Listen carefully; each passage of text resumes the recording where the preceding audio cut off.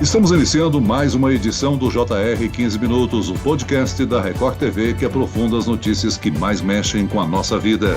O Jornal da Record exibe nesta semana uma série de reportagens que mostram como o Brasil falha nas investigações para punir crimes de homicídio. Erros na perícia, na apuração e até mesmo a burocracia fazem com que muitos criminosos fiquem impunes. O que é preciso para mudar essa situação? Eu converso agora com o promotor e membro do Conselho Nacional do Ministério Público em Brasília, Dr. Antônio Henrique Suxberg. Bem-vindo, doutor. Muito obrigado, Celso. Um cumprimento especial a todos os ouvintes do nosso podcast. E quem nos acompanha nessa entrevista é o repórter da Record TV que está à frente dessas reportagens, Fábio Menegatti. Olá, Fábio. Oi, Celso. É um prazer estar novamente aqui no podcast. Essa série de reportagens tem sido um desafio, viu? Imagina só, de cada 10 crimes, 7 ficam sem resposta. Nesses dias nós abrimos a série de reportagens mostrando um assassinato bárbaro que houve na cidade de Catanduva, em que 4 dos envolvidos estão detidos, porém outros 4 estão soltos, o que deixa a família naturalmente numa situação completamente fragilizada. No outro capítulo da série, que eu também participei, nós mostramos a parte extremamente moderna e ágil da Polícia de São Paulo, por meio do Instituto de Criminalística, da Polícia Científica, que é o banco de dados de materiais genéticos, e que a partir daí consegue-se fazer um cruzamento de dados, e graças a essa eficiente tecnologia, a polícia conseguiu localizar o autor de um estupro que havia sido cometido há 11 anos. Agora imagina a situação da vítima. Esse processo já estava arquivado. De repente, em função desse avanço tecnológico, eles conseguiram chegar até esse criminoso. E segundo as fontes que nós consultamos, inclusive o promotor que está aqui com a gente, é o caminho, né? É por aí que a gente tem que seguir. E o doutor Antônio Henrique participou da última reportagem que exibimos, não é, Fábio? Isso aí, Celso. O tema que abordamos foi o trabalho da perícia policial na investigação de um assassinato. O que foi coletado e como a perícia cuida dessas provas são fatores decisivos para um julgamento. A responsabilidade da perícia é enorme, né? Agora, doutor Antônio, o que seria o banco de perfis genéticos? Como é que ele atua numa investigação? No início da década de 2000, Celso, a Europa, a partir dos avanços tecnológicos de estudo do próprio perfil genético, começou a implementar de maneira massiva os bancos de perfis genéticos. A temática chega no Brasil por meio de alterações promovidas especialmente no ano de 2009, em 2 leis, na Lei de Identificação Criminal e na Lei de Execução Penal. O que é a identificação pelo perfil genético? A partir do material colhido de uma pessoa de maneira indolor, é bom que se diga, hoje a técnica utilizada é um cotonete que colhe a saliva da pessoa, essa pessoa passa a ser identificada pelo perfil genético. É uma identificação qualitativamente mais rigorosa, como fazíamos antigamente com a digital, com as impressões papiloscópicas, como passamos a fazer com a biometria, que é uma maneira de medição a partir de características físicas que podem ir desde a sofisticação de uma íris do olho ou até mesmo o formato do rosto de alguém. A identificação do perfil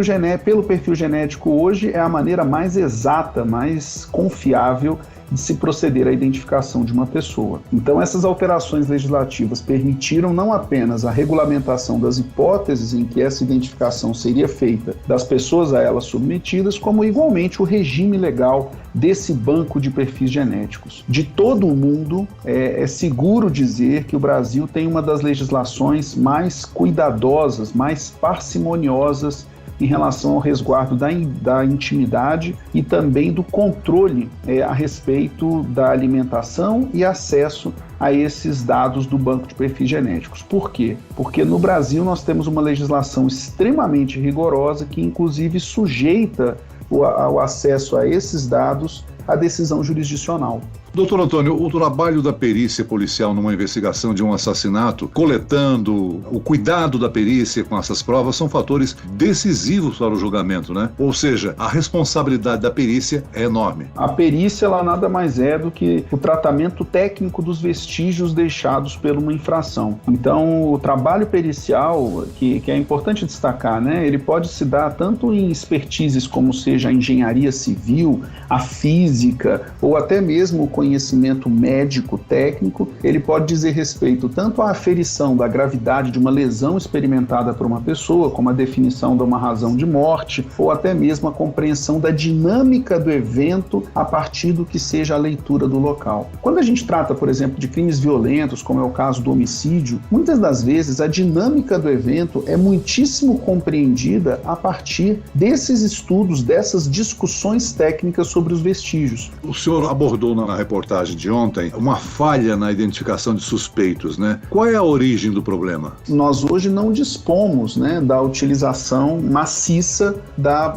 de instrumentos técnicos na investigação. A investigação no Brasil, ela hoje é muito carente, ela é falha, ela tem baixos índices de resolução de fatos criminosos, muitíssimo porque ela ainda reproduz uma lógica cartorial, ela ainda reproduz uma confiança excessiva nos relatos orais e usa de maneira tímida os avanços hoje tecnológicos e científicos para poder se elucidar crimes, né? Então, a matéria televisiva falava do banco de perfis genéticos, que em contextos como o brasileiro, guarda tão ou maior relevância, nem tanto na elucidação de crimes que você não sabe a autoria, mas sobretudo, acho que esse é um fator importante que às vezes passa ao largo da compreensão do grande público, como um elemento esculpante. O que eu quero dizer com isso? Como um elemento que afasta falsas suspeitas. E aí uma investigação técnica, muitas das vezes, ela se mostra mais hábil, né, melhor para eventualmente isentar pessoas que nada têm que ver com aquele fato criminoso. E o que seria o correto em uma investigação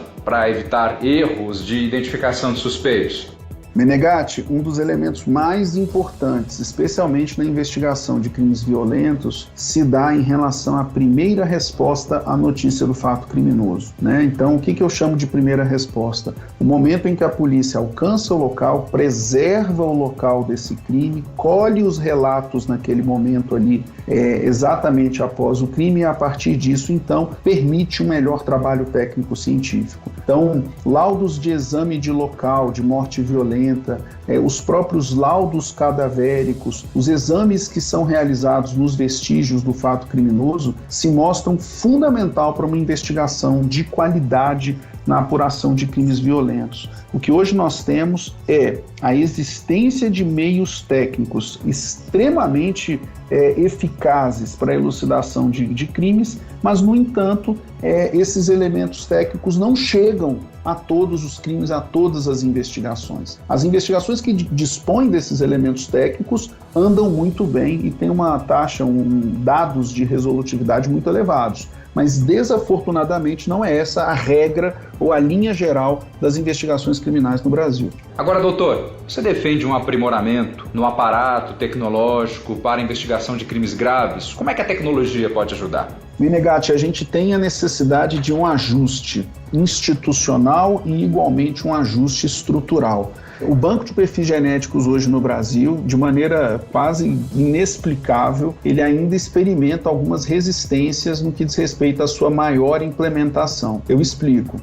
As alterações que ensejaram a melhor qualidade do banco de perfis genéticos foram realizadas em 2012. E a partir disso se instaurou um debate jurídico, que eu preciso aqui fazer uma crítica severa, descabido, um debate jurídico deslocado do plano internacional. O que eu quero dizer com isso? Países desenvolvidos que têm disposições constitucionais e convencionais exatamente iguais às do Brasil, amplamente utilizam o banco de perfis genéticos. E aqui a gente estava discutindo com a discussão, inclusive no Supremo Tribunal Federal, para se saber se isso seria compatível ou não com a ideia de privacidade e outras questões. Então, isso acabou atrasando também uma maior massificação do uso do banco de perfil genético e, enfim, impedindo uma melhor utilização desses instrumentos. Então, erros de investigação e erros de processos criminais são muito mais evitáveis a partir de uma qualidade técnico-científica. O senhor apontaria, então, que o Brasil está muito distante de outros países europeus ou dos Estados Unidos em relação à tecnologia de investigação criminal, as ferramentas? Estamos bastante atrasados. Não porque não tenhamos esses elementos ou conhecimento. Temos, mas estamos atrasados na medida em que eles não observam uma aplicação linear, não chega para todos. Eu não preciso nem levar em consideração o contexto de países ricos, digamos assim.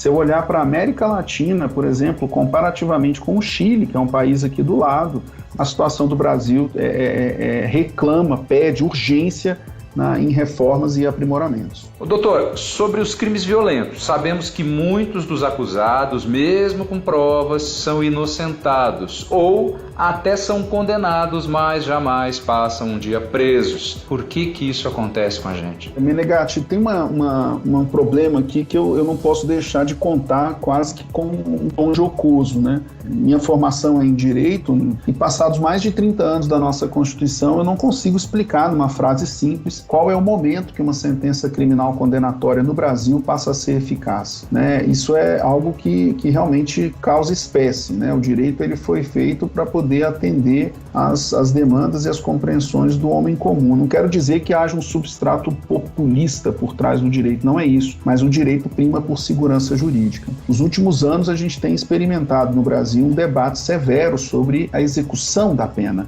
O Supremo nominou isso como execução provisória da pena, vimos essa discussão ao longo do ano de 2016, depois, entre 2019 e 2020, experimentamos uma mudança no Código de Processo Penal com a lei anticrime, dizendo que as condenações superiores a 15 anos de reclusão teriam início de execução imediato quando proferida a sentença no júri. Enfim, temos um quadro nebuloso que gera insegurança jurídica. Essa parece ser o maior problema do sistema de justiça quando dá resposta à criminalidade violenta, porque aqueles que não dispõem da possibilidade de levar processos à exaustão, inclusive perante tribunais superiores, têm as suas penas em início de cumprimento até de maneira célere. E de outra parte, aqueles casos em que o acusado disponha de poder econômico, grandes possibilidades financeiras, ele simplesmente, por conta da demora na conclusão dos processos, posterga indefinidamente o cumprimento da pena. Isso passa mensagens, isso passa recados do sistema de justiça para a criminalidade extremamente deletérios, porque não se tem a certeza de que o sistema de justiça seja efetivo em fazer cumprir as suas penas e as suas medidas. Nós temos aqui no Brasil várias instâncias para os chamados recursos. Isso é uma coisa típica do Brasil ou acontece em outros países também? Eu acredito que a existência do recurso seja algo inerente ao funcionamento de um sistema de justiça comprometido com o devido processo legal, com as garantias processuais e direitos do cidadão. Agora, no entanto, isso também precisa ser conjugado com a ideia do processo célere e processo de duração razoável. Então, o problema não é propriamente a existência de múltiplos recursos, mas sim o fato de que a utilização desses recursos num sistema como o brasileiro se mostra também de maneira desigual. Então, o que a gente tem é um sistema de justiça extremamente seletivo e muito desigual na utilização de suas possibilidades processuais. Isso é um debate que é urgente no Brasil. E o que a gente percebe de uma maneira geral é que as mudanças legislativas ou mesmo os ajustes institucionais, eles fecham os olhos para isso.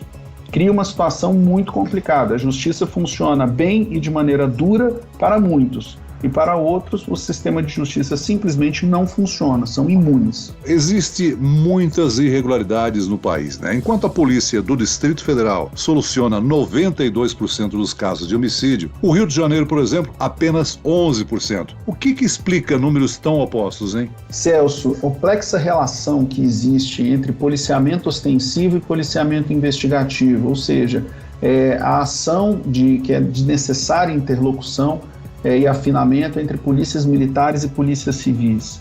A necessidade também de se compreender, repito, essa preocupação que eu destaquei de acesso ao local, preservação da área, utilização da prova técnica e, sobretudo, celeridade na atividade investigativa.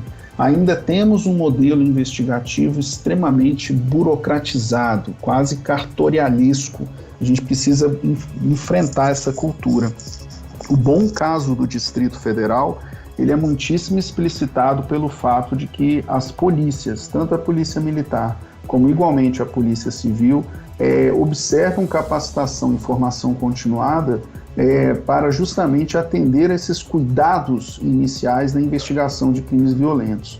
Outras unidades da federação, não só o Rio de Janeiro, mas outras unidades Brasil afora, infelizmente não contam com essa possibilidade.